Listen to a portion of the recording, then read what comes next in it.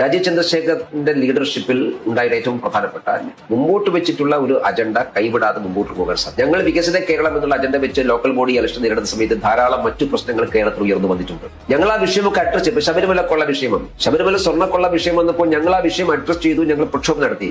പക്ഷെ ഞങ്ങൾ ഒരിക്കലും മറ്റേ അജണ്ട കൈവിട്ടിട്ടില്ല. സാധാരണ കേരളത്തിൽ ഒരു അജണ്ട വരുമ്പോൾ മറ്റേ അജണ്ട കൈവിടും. BJP കേരള ഘടകത്തിന് ഒരു പ്രൊഫഷണൽ ടച്ച് കൊടുക്കാൻ അദ്ദേഹത്തിന് സാധിച്ചിട്ടുണ്ട്. അദ്ദേഹം ഒരു പ്രൊഫഷണലാണ്. അപ്പൊ അതിന്റെ ഒരു മികവ് അദ്ദേഹം രാഷ്ട്രീയ രംഗത്തേക്ക് കൊണ്ടുവന്നിട്ടുണ്ട്. എല്ലാവർക്കും ഒരു സംതൃപ്തമായ രീതിയിലുള്ള അക്കോമഡേഷൻ BJP അകത്ത് കൊടുക്കാൻ അദ്ദേഹത്തിന് സാധിക്കും. ആരും ഇപ്പൊ വെറുതെ ഇരിക്കുന്നില്ല. ചെറുതാകാം വലുതാകാം. BJPയുടെ ഏറ്റവും പ്രമുഖരായിട്ടുള്ള കോർ കമ്മിറ്റി അംഗങ്ങൾ മുതൽ താഴെയുള്ള ബൂത്ത് കമ്മിറ്റി പ്രസിഡന്റുമാർക്ക് വരെ ചുമതലകൾ വീതിച്ചു കൊടുത്തുകൊണ്ട് ഒരു വലിയ വർക്ക് ഡിവിഷൻ നടത്തിക്കൊണ്ട് എല്ലാവരെയും ഈ തെരഞ്ഞെടുപ്പ് പ്രവർത്തനത്തെ ഇൻവോൾവ് ചെയ്യിക്കാൻ അതിന് അദ്ദേഹത്തിന് ഒരു ശാസ്ത്രീയമായ പദ്ധതി അദ്ദേഹത്തിനുണ്ട്. അത് ലോക്കൽ ബോഡി ഇലക്ഷനിൽ വിജയകരമായി പ്രാവർത്തികമാക്കിയിട്ടുണ്ട്. കേരളത്തിലെ മുതിർന്ന നേതാക്കന്മാരെക്കാൾ കൂടുതൽ വലിയ നേതാക്കന്മാരുള്ള സംസ്ഥാനങ്ങൾ പ്രഭാരിയായി പ്രവർത്തിച്ചിട്ടുള്ള നല്ല മെയ്വഴക്കവും മാനേജ്മെന്റ് സ്റ്റൈലും ഒക്കെ ആളുകൾ. അതുകൊണ്ട് അദ്ദേഹത്തിന് ബുദ്ധിമുട്ടുണ്ടായിട്ടില്ല. കേരളത്തിൽ വന്നപ്പോൾ വളരെ എളുപ്പത്തിൽ ഈ കാര്യങ്ങളൊക്കെ ചെയ്യാൻ അദ്ദേഹത്തിന് സാധിച്ചിട്ടുണ്ട്. അതുകൊണ്ട് പൊതുവെ എല്ലാവരും ഒരു കോൺഫിഡൻസോടുകൂടി മുമ്പോട്ട് പോകുന്നുണ്ട്.